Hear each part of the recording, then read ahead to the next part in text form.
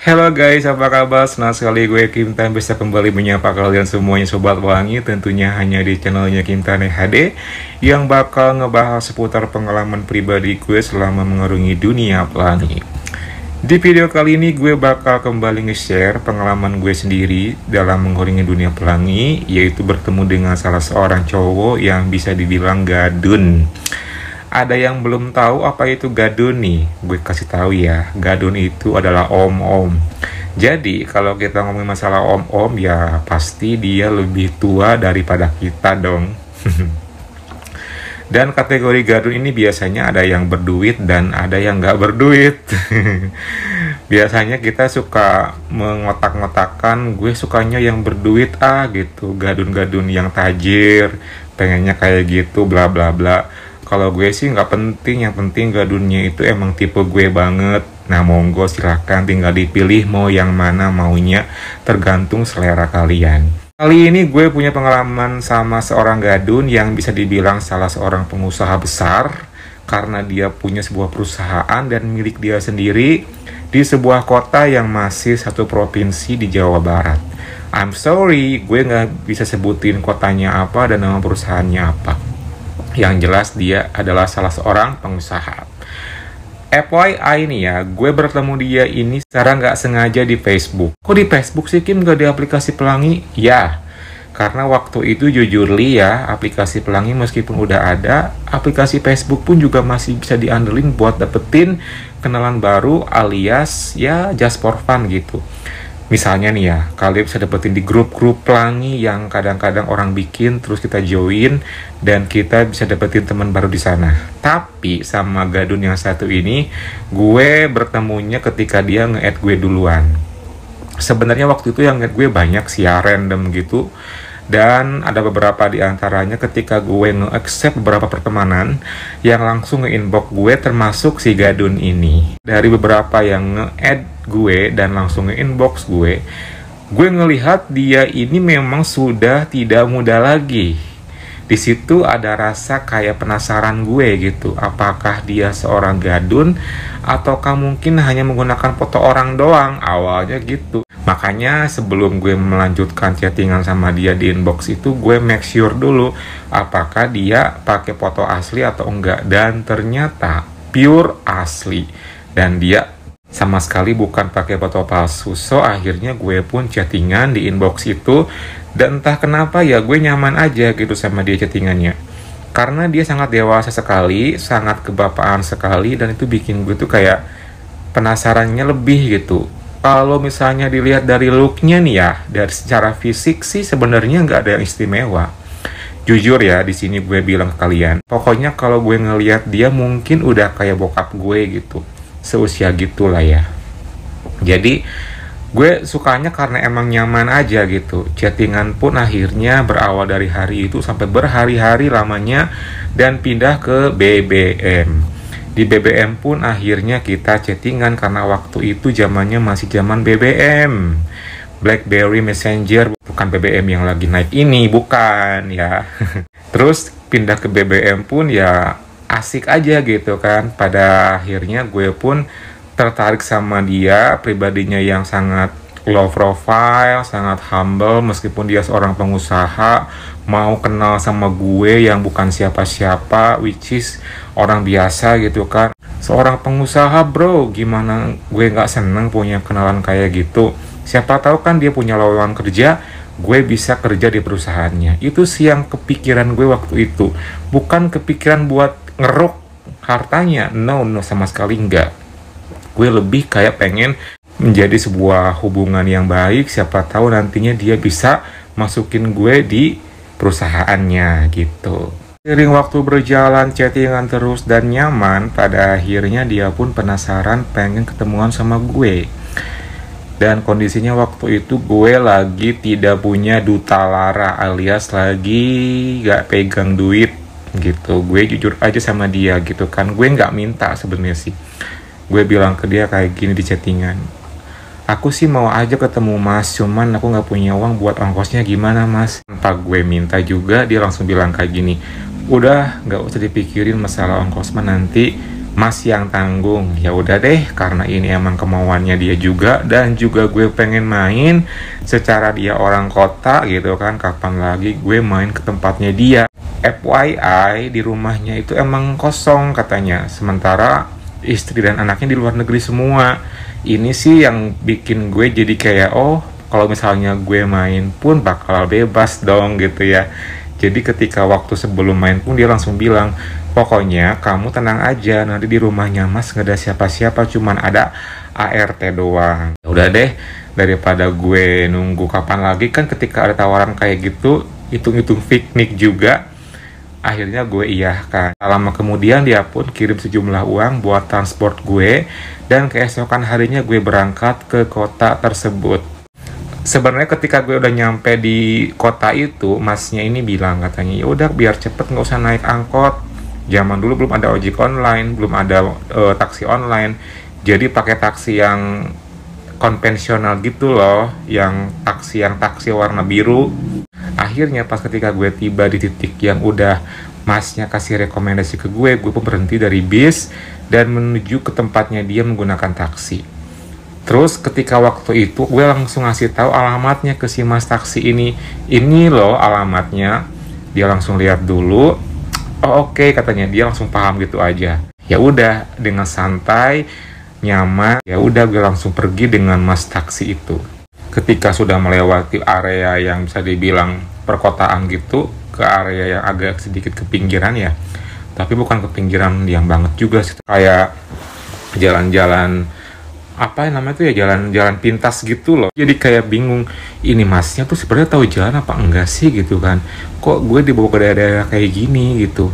Tapi gue nggak berani nanya sih karena takutnya kesinggung gitu kan. Udah tuh, sampai pada akhirnya beberapa saat kemudian gue makin heran, kok gue dibawa ke daerah-daerah yang pelosok gitu loh guys. Apa mungkin ini jalan pintas lah ini biar cepat apa gimana gitu ya, gue nggak tahu tuh. Dan gue hampir kayak suuzon awalnya tuh sama si mas taksi ini, kok apa dia nggak tahu jalan gitu ya.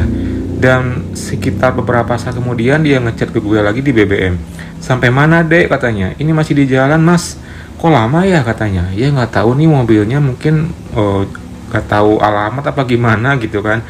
Walah katanya, hati-hati ya katanya. Ya mas, tunggu aja ya mas, oke katanya gitu. Ya udah tuh, pada akhirnya gue pun kayak deg-degan juga, takutnya nggak nyampe karena kok lama ya perasaan gitu. Sementara kata masnya ini, cepet kok katanya, kalau misalnya dari tempat gue berhenti dari bis itu nggak akan terlalu ribet juga jalannya katanya. Tapi kok dibawa-bawa muter-muter dulu gitu ya. Aduh, pokoknya gue udah negative thinking deh, tapi ya udahlah, bismillah aja gitu kan. And finally, akhirnya tiba juga gue di depan sebuah gardu ya, perumahan elit gitu. Berapa? Total 130.000 dong. Mungkin karena gue yang polos kali ya. Mungkin sengaja dibawa muter-muter biar apa? Biar naik argonya. Oke, thank you so much buat masnya, semoga berkah ya. Gue sih nggak tahu kalau misalnya niatnya dia bawa gue muter-muter kayak gitu, tujuannya buat dapetin kilometer yang bisa dibilang biar lebih mahal nanti ketika pas gue bayar. Oke, cukup tahu aja. Gue pun turun, dan ketika udah nyampe depan itu kan gue langsung BBM ke masnya, aku udah nyampe nih. Oh ya udah, mas keluar ya katanya. Loh mana, kok nggak ada taksi katanya? Di depan. Lah kenapa nggak masuk ke depan rumah mas langsung aja katanya. Ya kamu mah katanya gitu, lumayan jauh loh katanya dari depan sana ke rumah mas. Serius mas? Iya katanya. Dan bener banget loh guys, dari pintu masuk gada-gada itu sampai ke rumah si om ini itu jauh, hampir ya beberapa belokan gitu deh, walaupun itu area perumahan gitu ya, perumahan yang keren-keren gitu loh. Dan finally dari kejauhan ketahuan paling pojok tuh rumahnya dia, dan dia langsung melambaikan tangan ke kamera. Ke kamera namanya uji nyali gitu. Udah kayak gitu, oh itu orangnya bener sih. Dan dari kejauhan gue udah ngeliat dia karena emang asli sama kayak di foto. Oke deh gitu kan, finally gue ketemu sama dia juga. Dan nyampe rumahnya dia, buset, rumahnya keren banget ya gitu, tingkat 2 dan terbilang kategori mewah lah gitu ya. Dan gue pun dipersilakan masuk dengan keadaan keringetan. Jadi kayak minder sendiri gitu loh. Aduh, katanya, kamu Made kenapa sih mesti turun di depan sana? Katanya, nggak langsung ke sini aja. Nggak tahu sih mas. Ya udah sini, katanya. Masuk, dan pas nyampe ke rumahnya, wow, nyaman banget sumpah. Itu ornamen rumahnya itu kayak rumah-rumah ala-ala apa ya, Jawa gitu loh guys. Jadi futuristik lah, gue nyaman banget. Lalu dia bawakan minuman, ya udah sekarang kamu rehat dulu katanya gitu sambil minum karena aus banget sumpah. Terus setelah kayak gitu kita pun ngobrol-ngobrol. Kita ngobrol di satu kursi yang sama. Dan jujur sih aslinya memang sangat ramah seperti di chattingan. Orangnya sangat wise banget, gue suka, dewasa banget, dan itu membuat gue akhirnya kayak apa ya, terpesona gitu loh. Karena buat gue sih yang namanya usia biasanya nggak jadi masalah ya, mau usia muda mau usia tua, yang penting dia bisa bikin gue nyaman. Beberapa saat ngobrol kita pun makin deket, makin mendekatkan diri, dan chemistry pun dapet ya. Dan ternyata si masnya ini memang tipikal yang suka memulai duluan. Karena waktu itu kondisi di rumah cuman ada kita berdua, jadi di ruangan itu sangat free banget kalau masnya mau ngelakuin apapun sama gue. So, yang pertama kali dia lakuin sama gue yaitu ya pers. Gimana perasaannya lo, Kim? Seneng banget sih, karena gue jujur ketika gue udah nemu chemistry, nyaman, meskipun dia sudah terbilang om-om, ya gue suka-suka aja gitu. Gak ada rasa kayak gimana-gimana, apalagi dia orangnya baik banget. Jadi gue nya luluh gitu kan. Setelah di kursi kita ngelakuin sesuatu yang singkat tapi manis itu, tiba-tiba masnya ngajakin gue ke ruangan fitness. Wow, di rumahnya dia pun ada tempat fitness pribadi. Dan gue pun langsung mengiyahkan, dan ketika gue masuk ke ruangan itu jadi kayak mini gym gitu loh guys. Tempatnya tuh lengkap banget alat fitnessnya, dan gue bener-bener kayak kagum banget. Rumahnya itu bener-bener lengkap, tempat fitnessnya juga ada ya. Buat gue seorang yang orang kampung gitu ya, ngeliat rumah kayak gitu termasuk kayak wow banget sih. Dan di tempat gym itu dia kembali memulai aksinya yang kedua, lebih dari yang pertama. Di tempat gym itu dia sangat mulai menunjukkan kalau dia ini memang salah seorang cowok yang suka memulai duluan. Ya udah tuh, dari sana kita pun sambil melihat di kaca, karena depan kiri kanan tuh kaca gitu kan, dan terlihat jelas apa yang sedang kita lakuin waktu itu. Terus lo gimana tuh Kim, diapain aja? Ya pokoknya kalian bisa bayangin lah diapain ajanya, yang namanya pemanasan gitu kan. Terus ketika udah sama-sama dalam posisi yang udah bisa dibilang nyaman, dia ngajak gue ke atas. Dari tempat fitnessnya ini ada sebuah tangga ke atas. Jadi pas ketika gue diajakin ke atas ini, ternyata pas nyampe atas itu adalah sebuah bed, lampu yang remang-remang, dan gue kayak oh my god, this is very romantic banget ya di tempatnya. Dan di tempat itulah kita pun akhirnya melanjutkan yang namanya pemanasan tadi. Ya udah tuh, lanjut setelah kayak gitu kita berdua pun terbawa suasana, sampai pada akhirnya dia pun melakukan apa yang dia mau, dan gue pun siap menerima apa yang dia pengen gitu. Dan terjadilah hal itu guys di sana. Waktu itu gue sih gak terlalu banyak ngarepin hal-hal yang atraktif dari dia ya, karena dia usianya udah sangat terbilang lebih tua dari gue. Cukup dengan satu style pun juga itu pun gak terlalu lama. Ya kalau misalnya kalian nanya, lu enjoy gak Kim? Ya gue sih enjoy aja gitu ya.